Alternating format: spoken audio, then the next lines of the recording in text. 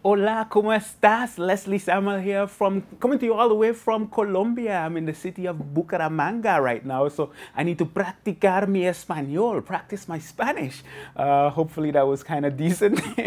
Anyhow, so I've had the most interesting trip just trying to get down here to Bucaramanga. And I want to tell you a little bit about it because it was kind of crazy. So I was in Panama getting ready to go on the flight to come to Bucaramanga. It was supposed to be an hour and a half long flight.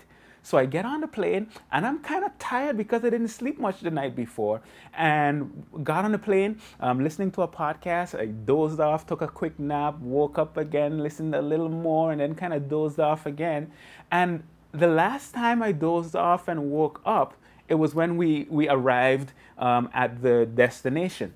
Now, here's the thing. We were supposed to arrive at 10:44. That's what my itinerary said. But the lady on the PA system said something about 12:30. And when I heard that, I thought to myself, 12:30? That sounds like 12:30. That doesn't make sense. So I checked my phone and it says 12:30. I am so confused as to what's going on right now. So we get up, there's a lady in front of me, and there's a lady speaking really fast in Spanish on the PA system. I just gave up trying to understand what she was saying. But the lady in front of me looks at me like, oh man, can you believe that? And I look back at her kind of like, man, I have no idea what that look means, but yeah, something. So we get off the plane. And when I get onto the airport, I go through immigration. I pulled out my phone to check in on Foursquare because that's one of those nerdy things that I do. And it said Bogota, or the airport in Bogota, El Dorado Airport. And I was like, Bogota? What's wrong with my phone? It's doing this weird thing and putting me in a totally different city.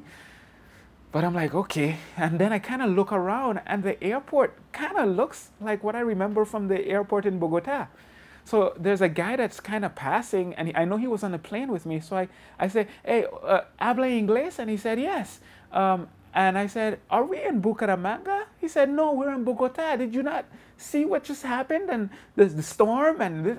And I was totally confused. I was like, no. To make a long story short, we ended up spending a night in a hotel in Bogota, and we had to leave at 11:30 this morning to come to Bucaramanga because the airport had shut down. There was a huge storm and all that kind of stuff.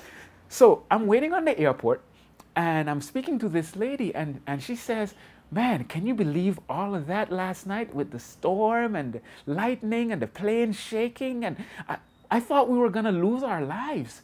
And when she said that, I was like, storm, lives, losing? I'm not sure what you're talking about. And she was like, weren't you on the plane? Didn't you see all of that? The lightning, the thunder? And I was like, no, I guess maybe I fell asleep. And she was like, wait, you were sleeping during all of that? We thought we were going to die. And I was like, well, I guess I was sleeping. I didn't even know that there was a storm going on. But here's the thing, here's the funny thing. What I was doing and what she was doing, it didn't change the fact that the storm was happening. The storm was kind of crazy, evidently, and even though I didn't see it, I could imagine it was crazy if it shuts down airports. But my response, well, my lack of response, I guess you can call it, did not affect the storm, but it did change my mindset. It did help me to be more sane during the situation and not think that I'm going to die.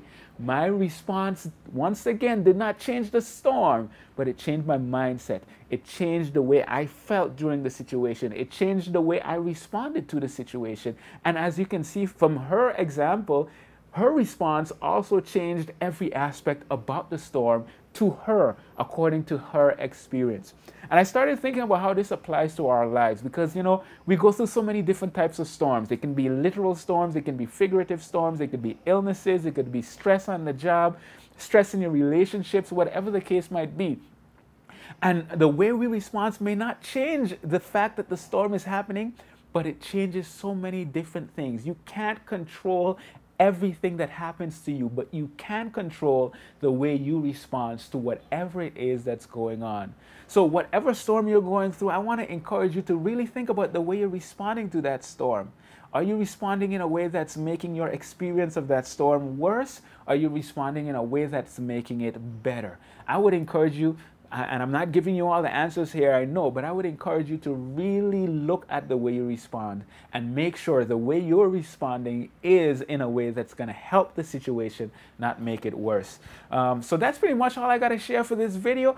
If you know someone that's going through a storm that may need to hear something like this, feel free to share it, or you can just like it and share, subscribe, all that fun stuff that you do on the internet, so that we can get this word out there and get people through these storms that they're dealing with on a regular basis. So that's it for this video. Until next time, adios, hasta luego, bye con Dios, and all that other Espanol-y stuff.